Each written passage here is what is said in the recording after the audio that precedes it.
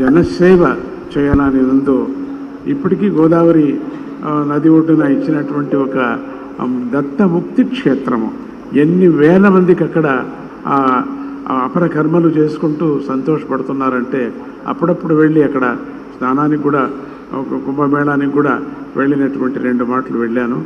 మళ్ళీ ఈ 4 ఏళ్ళుగా ఎందుకో ఈ పర్యటన ఎందుకు చేయలేదో అది భగవంతుడికే తెలుసు. చంద్రబాబు నాయుడు గారు వస్తూ ఉండగానే మళ్ళీ ఈ యాత్ర చేయాలనే ఒక ఉత్సాహం మనసులో బయలుదేరింది. అది ఇప్పుడు ప్రారంభం చేసుకొని జరుగుతుంది.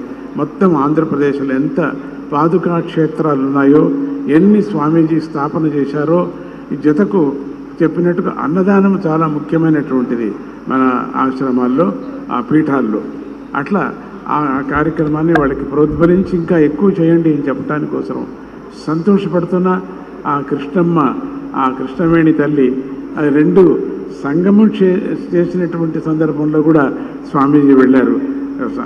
భగీరథుడయ్యా నువ్వు అని కూడా చెప్పడం జరిగింది అక్కడ వెళ్ళి స్వామీజీ.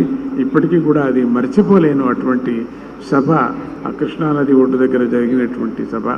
అట్లనే మళ్ళీ పరమాత్ముడు మళ్ళీ ఆ మంచి కర్మయోగిని మళ్ళీ మనకు తీసుకొచ్చి ఇచ్చారు. చంద్రబాబు నాయుడు గారు మంచి కర్మయోగి.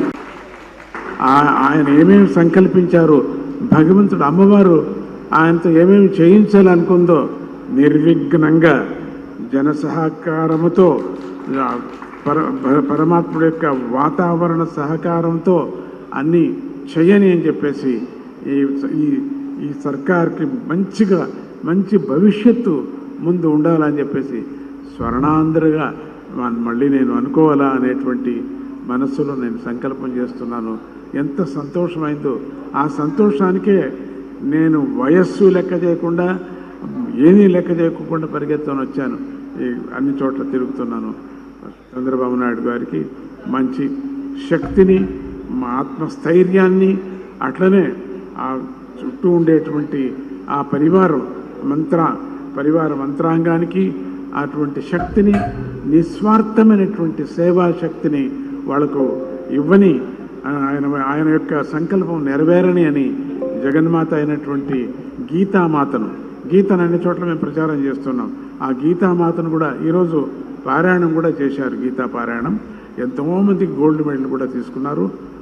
అటువంటి పారాయణం చేసి గీతామాతకు, అట్లనే మరగత రాజరాజేశ్వరి అమ్మవారికి కూడా నేను వేడుకుంటూ సక్సెస్ కానీ, ఆయన యొక్క విచారాన్ని దిగ్విజయం కానీ అని చెప్పి ఆశీర్వాదం చేస్తూ, ఆయన మంత్రాంగానికి, ఆయన యొక్క సర్కారానికి ఈ గవర్నమెంట్ మంచి గవర్నమెంట్గా మనకు ఉండని, స్వర్ణాన్ని మనం చూసేటువంటి యోగం మనకు కలగని. అంటే బంగారు అంటే లక్ష్మి అంటే సుఖం, శాంతి అని అర్థం.